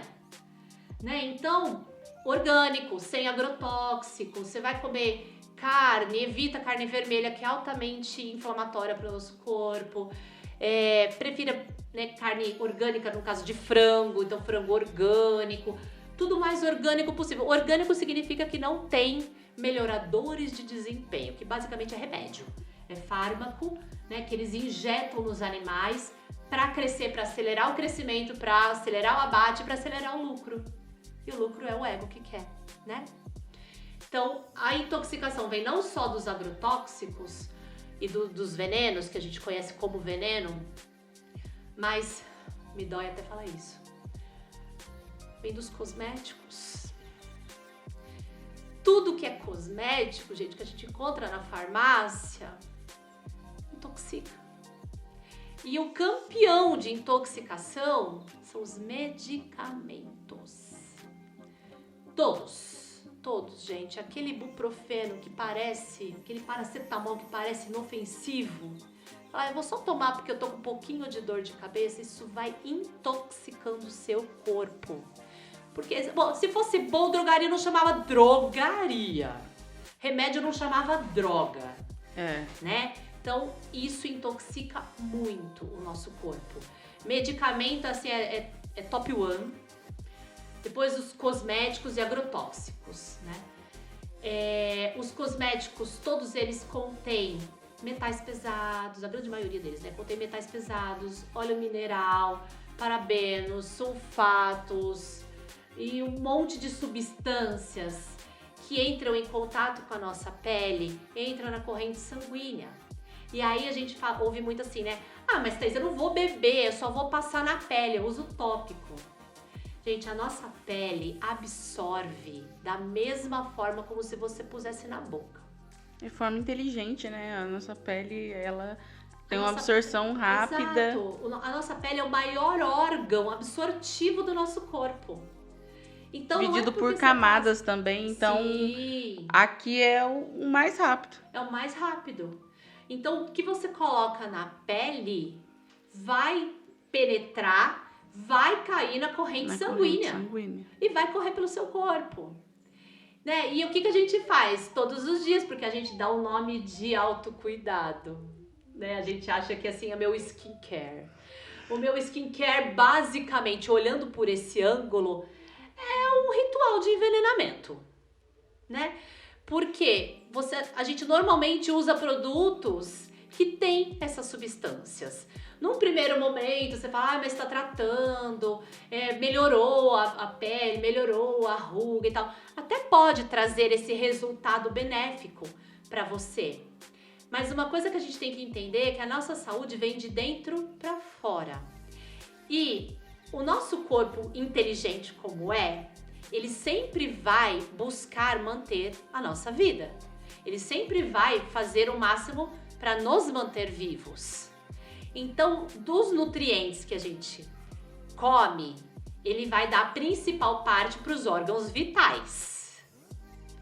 E aí, se tiver nutrientes sobrando, ou seja, se você se abastecer bastante de coisas nutritivas, aí foi o suficiente para manter os seus órgãos vitais funcionando, aí sim, vai para a pele, vai para o cabelo, vai pro rosto, para as unhas. Então, se você tem problemas, no cabelo, a pele tá ruim, a unha tá quebradiça, tá, coisas assim que são mais nas extremidades do nosso corpo, no sentido de órgãos vitais para fora, significa que você não tem nutriente suficiente para chegar nessa extremidade. Entende? Então, é um alerta já, né? É um alerta, exatamente. Então, é de dentro para fora. E a terceira causa é o gatilho emocional, que são as mágoas, os ressentimentos. E às vezes é até, que nem você falou, é tão profundo, né? Que o gatilho emocional, às vezes, é coisa que você não lembra, Não que você, percebe. que tá ali te afetando. Exato. No hoje, né, que é no presente. Exato. E às vezes é coisa que aconteceu, pode até ser na infância ou ali. Sim, aliás, normalmente é na infância. A maioria, né? A gente teve um podcast com uma psicóloga infantil e a gente entrou nesse assunto, que a maioria das vezes os gatilhos são realmente vindo lá da infância. Sim. Quando não é trabalhado ali na infância. Eu até comento sempre, por exemplo, a gente sempre passa por sustos ou coisas assim na infância. Sim. E às vezes fala assim, é bobeira, é só uma criança, nem entendeu direito. Nem e deixa entendeu. aquilo ali. É. E aquilo vira uma bola de neve quando ele já é adulto. Exatamente. Porque vai pro inconsciente. A criança, do 0 aos 7 anos, ela tá formando a personalidade. Do 0 aos 7, ela tá muito ligada à mãe. Então, do 0 ao 7, ela tá entendendo que ela não é a mãe, ela tá entendendo que ela é um ser, como que lida com a sociedade, ela tá aprendendo a se virar sozinha, né? Então, do 0 ao 7 é quando a criança aprende a ter autonomia para comer sozinha, para usar o banheiro, para manifestar as vontades dela. Estou com fome, estou com frio, estou com dor. Né? Então, a grande maioria da nossa vida adulta vem da nossa infância. O adulto é a criança que sobreviveu. É isso. E é muito interessante, porque cada vez mais isso... Eu mesmo, isso ficou muito forte no início da pandemia, né? Que a gente começou a entender porque isso foi aflorando, né, nas pessoas. Tanto a crise de pânico, até a questão da depressão. Sim. Porque foi ficando aquela coisa que você tinha que conviver mais com as pessoas. Então isso foi se fortalecendo. Foi se fortalecendo, porque assim, ó, notícia bombástica. Sabe os seus familiares? Então, são todos seus inimigos de outras vidas. É verdade. Porque quem vem na nossa família, porque família é aquele grupo que você não vai se desvencilhar.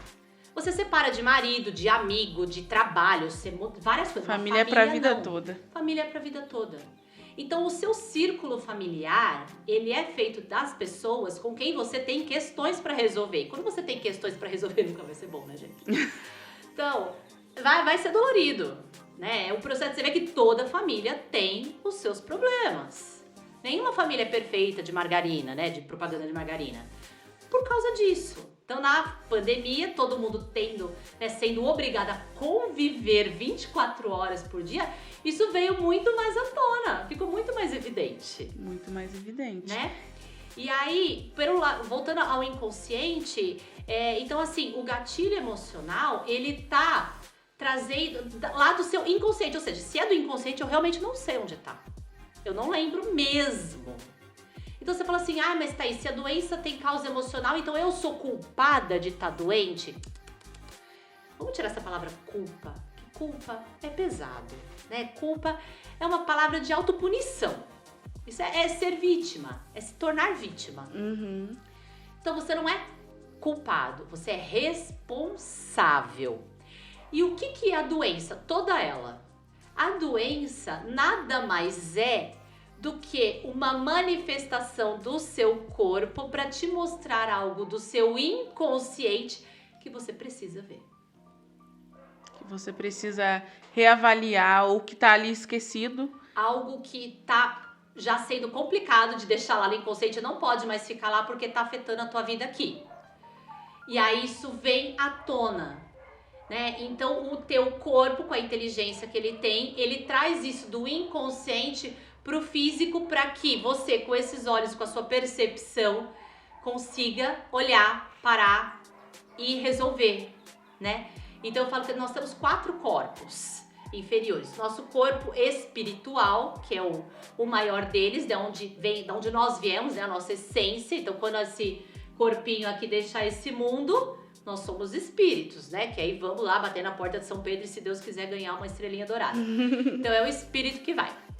Embaixo do corpo espiritual, nós temos o corpo mental, que é o corpo que pensa, a nossa mente.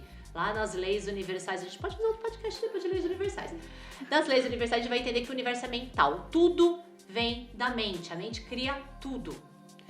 Depois do corpo mental, tem o corpo emocional, que é, obviamente, das nossas emoções, dos nossos sentimentos. E depois desse vem o corpo físico, esse aqui que a gente vê. Então, o que acontece? Tudo passa pelos 4 corpos. Então, se você fala assim, mas uma doença manifestou agora porque eu peguei friagem ontem à noite, tomei chuva, então hoje eu acordei resfriada por causa disso. Não, olha só. Tudo acontece lá no plano espiritual. Então, como que o plano espiritual se comunica com a gente? Através da intuição. Né? Então, você tem uma intuição, uma percepção, aquele arrepio, né? Tudo isso são formas de comunicação para te dizer vai ou não vai. Né? Quando você chega num lugar e te dá aquele arrepio, você dá um passo atrás. Você não é volta assim? Embora, fala, não é assim. Eu não sei o que tem, mas tem alguma coisa aí. Tem alguma coisa errada. Não é? Então essa é a comunicação, a forma de se comunicar do nosso corpo espiritual. Aí você teve essa comunicação, mas você não deu bola. Você falou assim, tem nada aqui, tô vendo nada, eu vou, né? Não deu bola. Aí vem lá no corpo mental. Aí você começa a pensar, gente, será que tem alguma coisa aqui que eu não tô entendendo? Porque, não sei, mas pode ser que sim, pode ser que não, aí entra o julgamento. Não vou pensar nisso, não quero, vai doer, não dá. Você ignora. Aí vem pro teu corpo emocional. Aí começa a ficar assim, meio angustiado, meio triste, com raiva. Tem gente que manifesta tudo pela raiva. Aliás, acho que todos os sentimentos negativos, no final das contas, vão se traduzir em raiva, né? Então você tem aquele tristeza, angústia, medo, ou uma fobia, uma coisa. Isso é o teu corpo emocional falando com você, tentando te dar sinais de orientação. Mas nós somos muito racionais, nós somos muito cognitivos, muito lógicos. Daí a gente não dá ouvidos. Fala, isso é frescura, isso é bobeira, isso é drama, né? A gente não escuta o nosso corpo. E aí eu brinco que eu falo que Deus já deu 3 avisos. Você não entendeu, então eu vou desenhar, né? Vamos desenhar no corpo físico. Aí aparece um tumor, uma dor, um catarro, um negócio, entendeu? Então o corpo, quando chega a manifestar no corpo físico, que já passou por todas as etapas. Você já quis ignorar todos os avisos. Entende? Então, a doença, ela nada mais é do que uma forma do universo te trazer consciência. Né? E uma vez eu até li um texto que falava assim, a cura está associada à verdade, que dentro do que eu estudo é o raio verde. Então o raio verde é o raio da cura e da verdade. E eu falei, mas o que raios tem a ver a cura com a verdade? Eu fiquei um pouco incomodada com isso durante algum tempo. E falei, mas eu quero entender. E aí fui estudando, até que... Falei, né, aqueles... Falam que é um salto quântico, né? Quando a gente dá, parece que clareia tudo. Você fala, tava claro como água. Que é sobre isso. A cura vem da verdade. Quando eu vejo a verdade. O que é a verdade? Eu trazer do inconsciente. Então, a doença, ela tá trazendo algo do meu inconsciente que eu preciso olhar. O que é olhar? É reconhecer, é sentir, é viver aquela dor. É viver aquela emoção. E quando eu olho, quando eu reconheço, identifico isso, transforma. Isso deixa de existir, isso deixa de ser uma doença. Você se cura através desse olhar consciente, entendeu? Então a cura e a verdade são, sim, totalmente associadas. Então por isso que hoje o meu trabalho como inspiradora de cura e coach de inteligência espiritual, por que inteligência espiritual? Porque é lá que tudo começa, né? E quando eu falo inteligência espiritual, não é religião, tá?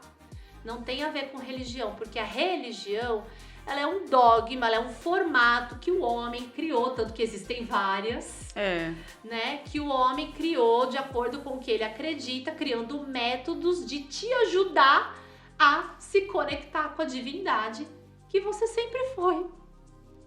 Né? Está em você, né? Exato. Então, assim, até chega a ser irônico se a gente pensa por esse lado. Você fala, religião vem de religare. Então, religar pressupõe que você estava separado. Só que nós nunca fomos separados. Todos somos um. Isso também é uma coisa que cada vez mais a gente vai ouvir hoje, né? Todos somos um. Porque somos todos criaturas do Criador, a sua imagem e semelhança, com a mesma força, potencial criativo, no sentido de criar. Então a gente cria a nossa realidade. Qual é o perrengue aí? Só temos 2% de consciência disso. Exato, que a gente já falou no início. Então a gente cria a nossa realidade sem saber.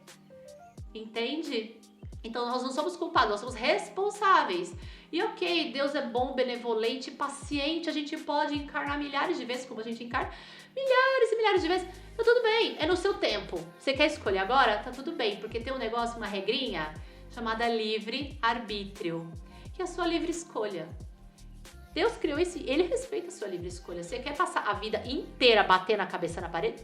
É uma escolha sua. Mas assuma a responsabilidade disso. Né? Assuma a responsabilidade, porque toda escolha envolve uma consequência.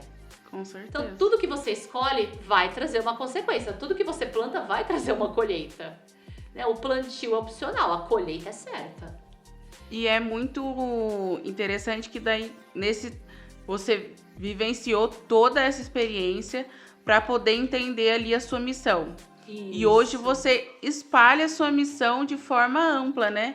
Tanto no seu Instagram quanto ali na rádio. Conta pra gente como que é isso, essa transformação de entender, né?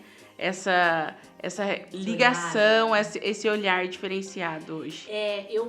À medida que eu fui aprendendo e adquirindo esse olhar, eu fui me sentindo cada vez mais protagonista da minha vida. Lembra que lá no início, quando eu recebi o diagnóstico de câncer, eu falei que eu me senti muito vulnerável e como se eu estivesse colocando a minha vida na mão do médico? Sim. Descobrindo tudo isso, aprendendo tudo isso, eu entendi que o médico é um instrumento que me auxilia nesse processo, dentro do que ele estudou, que é limitado, e ele tá sendo parça meu nesse processo. Mas a minha vida não tá na mão dele, tá na minha.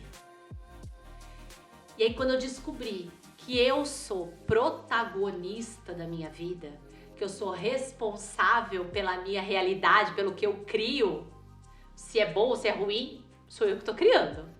Na maioria das vezes sem saber, sem ter consciência, mas sou eu que tô criando.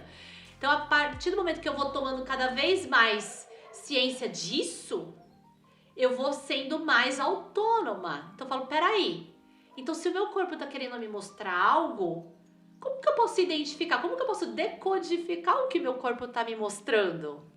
Através da autoobservação, através do autoconhecimento. E aí eu senti uma necessidade de falar isso para as pessoas.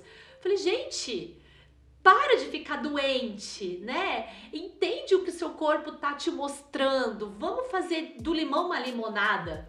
Porque não é ruim, não é castigo.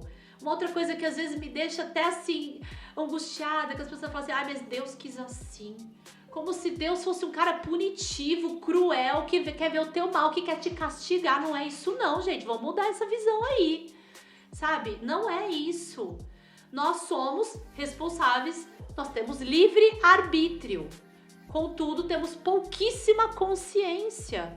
Então tá tudo bem, a gente tropeça, erra, levanta de novo. E cada vez a gente vai pra um degrauzinho um pouquinho mais alto de uma escada infinita que a gente não sabe quantos degraus tem. Mas é até interessante a gente reafirmar isso, né? Porque a gente tá inconsciente o tempo todo.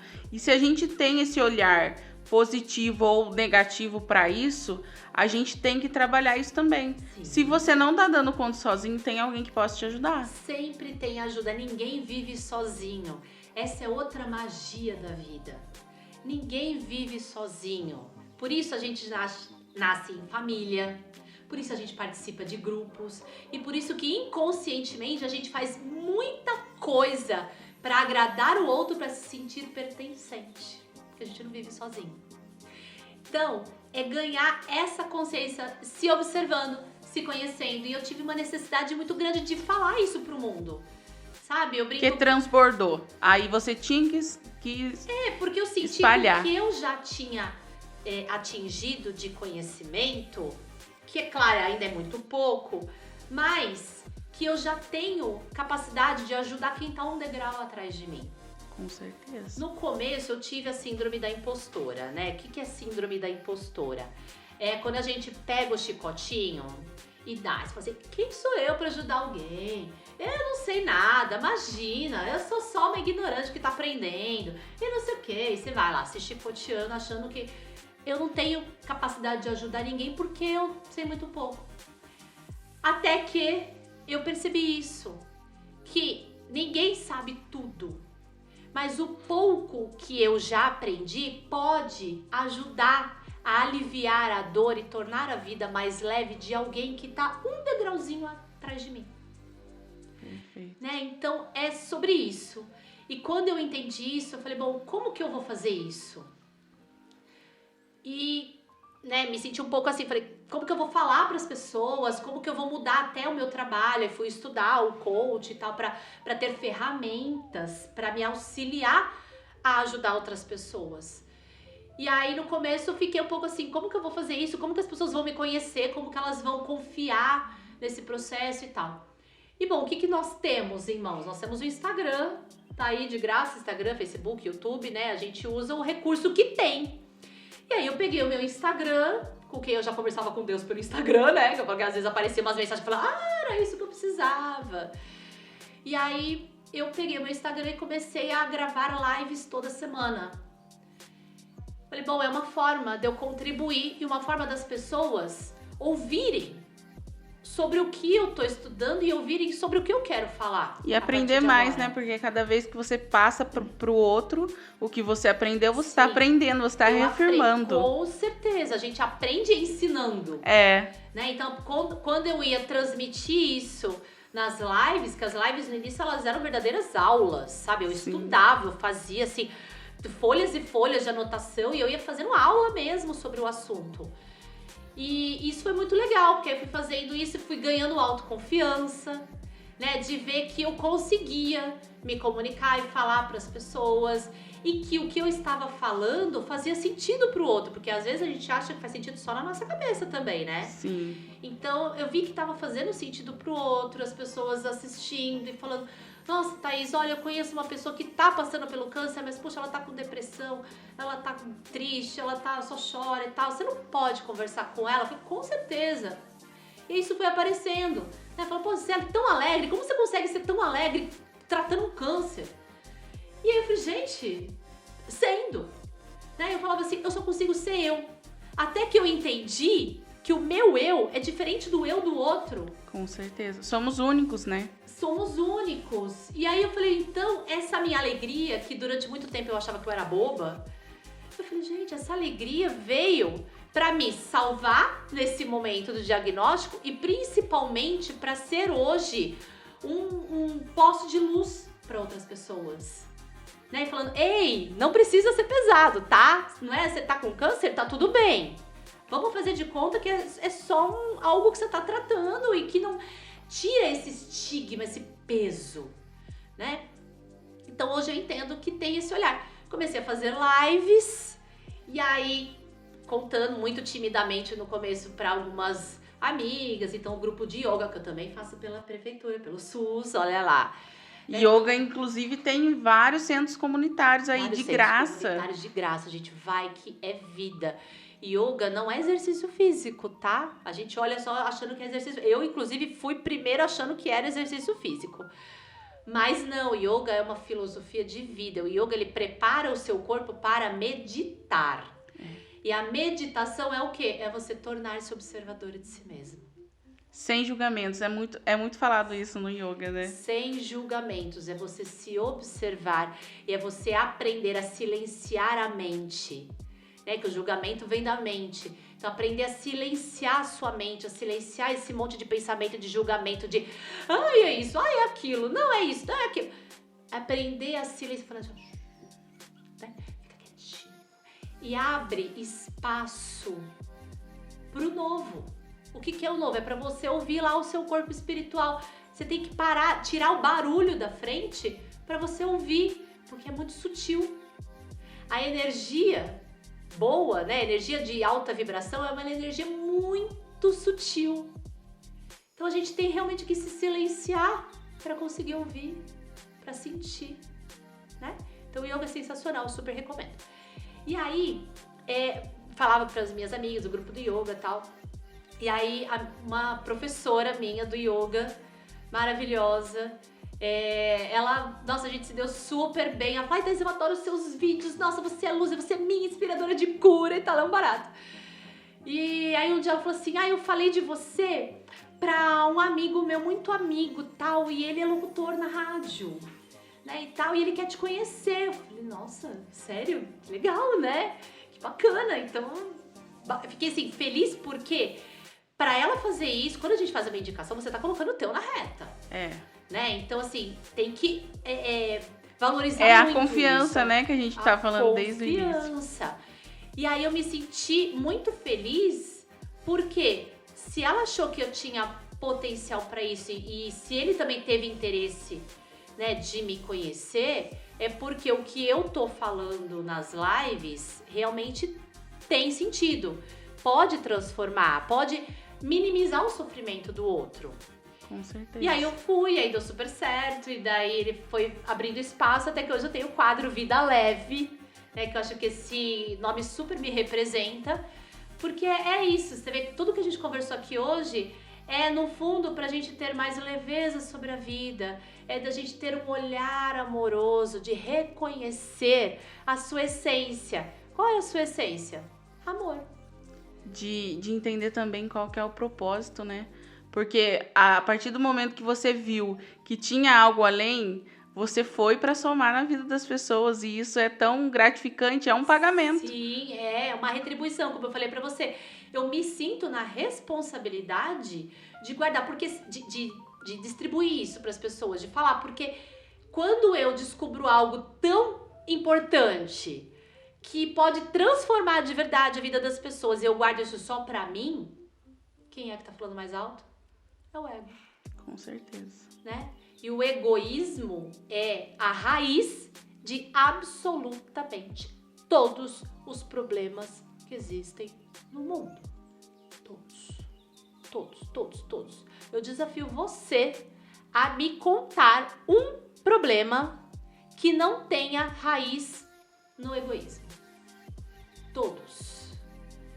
Tá? Então, é aprender a ouvir, né? Tem que contribuir. Então hoje eu tô com o programa, faço atendimentos, agora nós estamos em março, mês da mulher, né? Então tô também com novos formatos, posso falar aqui? Claro, fica à vontade. Então eu tenho, olha, a sessão de missão de vida, né? Que foi um grande motivador meu, fui atrás e hoje eu sou uma das pessoas que faz essa sessão de missão de vida. Então, se você também quer ganhar a estrelinha dourada de São Pedro quando chegar a sua hora de atravessar esse portal, vem falar comigo.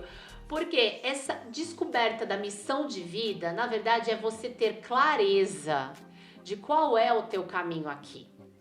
Então, quando você tem essa clareza, isso vai te nortear nas suas escolhas. Então, se você tem duas possibilidades, você fala, bom, o que está mais de acordo com o meu caminho? Com a minha missão, né? Então isso tudo vai te auxiliando a também ser contribuição para a vida do outro. Porque como ninguém vive sozinho, a nossa vida só faz sentido quando fizer sentido para o outro também. Tá? Então tem também esse ano o workshop, que é sobre amor e perdão, auto-amor e perdão. Porque o amor é a nossa essência. Então, enquanto você ficar se chicoteando, enquanto você ficar nutrindo mágoa, ressentimento, raiva, tristeza, orgulho, tudo isso que tem baixa vibração, enquanto você estiver nutrindo tudo isso, é sinal de que você não está se amando. Porque se eu me amo de verdade, como eu sou, e todos nós somos essência amorosa, Deus é amor, nós somos criaturas. Então, somos amor em essência. Mas lembra do danadinho aqui. Então, o ego faz a gente achar que não. Só que nós somos essência amorosa. Então, enquanto eu estiver nutrindo esses sentimentos ruins, eu não tô me amando. Porque se eu me amasse, eu não ia me machucar. Se o câncer é mágoa guardada, se eu me amasse, eu estaria guardando mágoa? Jamais, né? Entende? Então, esse workshop é para você aprender a se amar de verdade, tá? Não tô falando assim para você ver corações rosas, de sair saltitando pela vida. Pode também, se você quiser, tem vários campos aqui lindos para isso. Mas é sobre você se olhar no espelho, lá dentro dos seus olhos, lá enxergar o que tem lá dentro e falar: eu te amo, eu te aceito como você é. Eu sei que você é crítica às vezes, mas tá tudo bem, você tá aprendendo com o processo. Hoje vai ser mais leve. Entende? Aceitar, sem se chicotear, sem atacar. Então, quando eu tô me amando e me aceitando como eu sou, sabendo que estamos todos aprendendo, eu não vou machucar o outro. O amor próprio, né? Isso é tão rico, né? O amor próprio. A pessoa cuidado. Olhar, né, no espelho e entender o quão grande você é. Exatamente, sabe? Mas sem o ego, é entender o quão grande nós somos desse ponto de vista de criatura, de potencial criativo e de que nós somos todos parte da mesma essência. Então eu não sou melhor do que você, se eu não sou melhor do que você, se eu me amo e eu me aceito, eu também vou te amar e aceitar você. Ou seja, eu só faço mal, só ataco o outro quando eu não estou me amando. Então, o auto-amor é a base. Então, esse mês tem workshop de auto-amor e perdão também. Fora os atendimentos individuais e fora aí a rede social, @ThaísMourão_ no Instagram. Tem no Facebook também, mas alguns conteúdos não entram, né, no Facebook, ele não tem o formato. Então, vai no Instagram que é mais completo, @ThaísMourão_, Thaís com TH. Tem um projeto também do Mente? Do Omente, isso aí, é um projeto que eu tô fazendo com a Tatiane Nogueira. Ela é psicóloga e pedagoga. E é muito bacana porque a Tati, enquanto psicóloga, ela tem o olhar da ciência. E eu já tenho esse olhar da espiritualidade. Então nós criamos esse projeto que toda segunda-feira, às 10 horas da manhã, no nosso Instagram, a gente faz uma live sobre um tema diferente. Então essa semana nós estreamos, né? Foi muito bacana. Nós falamos sobre hábitos, porque hábito é tudo aquilo que a gente faz rotineiramente e que entra no piloto automático. Então, se tá automático, eu não tô prestando atenção. Se eu não tô prestando atenção, tá de novo escolhas inconscientes, né? Então, ela traz sempre o olhar da ciência e eu trago o olhar da espiritualidade. E isso complementa muita coisa, é muito bacana esse projeto. Olha, maravilhosa, gente. Ela é completa, né? Vocês já entenderam que tudo está ali. Você precisa do Thaís Mourão na sua vida. Acompanha ela nas redes sociais, porque, ó, riqueza, hein? Riqueza. Você precisa disso, porque afinal a gente está vivendo em tempos tão difíceis que a gente precisa valorizar o nosso eu, mas também valorizar o próximo. Gente, muito obrigada. Esse bate-papo foi maravilhoso. Mas antes de finalizar esse podcast, quero pedir para você, sim, seguir o @FalaMaellen e também o Maellen Jussiane, porque a gente está sempre lá somando na vida das pessoas, que é o nosso propósito. Muito obrigada e até o próximo episódio. Beijo, beijo. Obrigada.